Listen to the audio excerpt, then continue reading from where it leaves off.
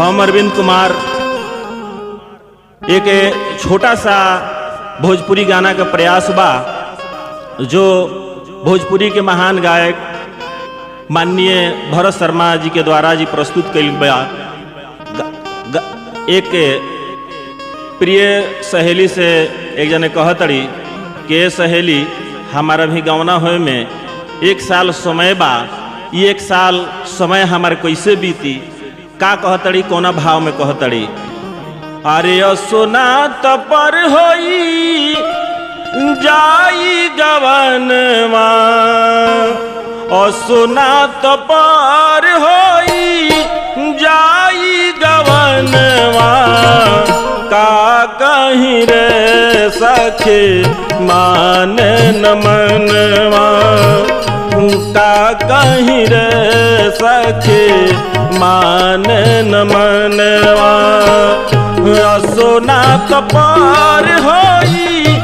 जाई गवनवा, सोना तपर होई जाई गवनवा, का कहीं रे सखे मान न मनवा, का कहीं रे सखे मान न मनवा।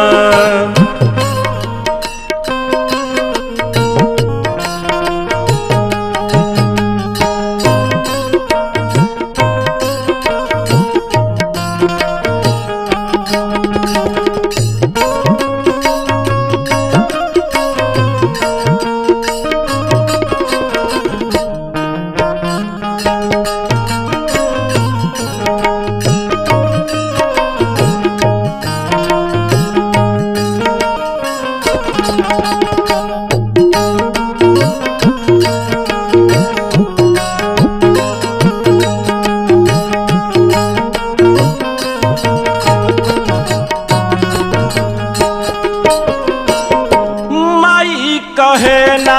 बाड़े बाबूजी चुपाइल, भैया के गरज नइखे के गइल के आइल,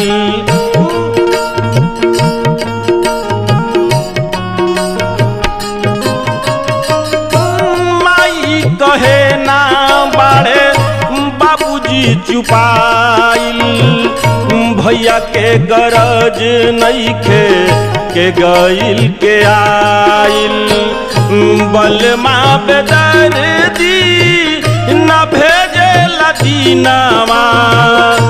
बलमा बेदर्दी न भेजे लदीनावा, का कहीं रे सखे मान न मनवा, का कहीं रे सखे मान न मनवा।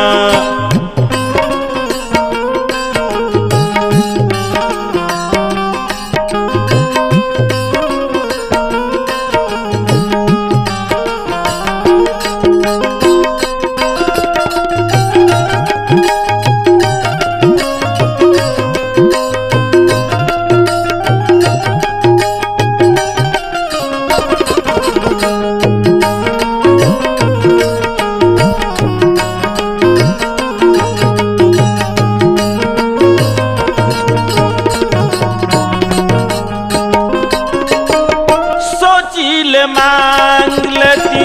तितली से पंखिया, जाके लौट आईती राजा जी के बगिया,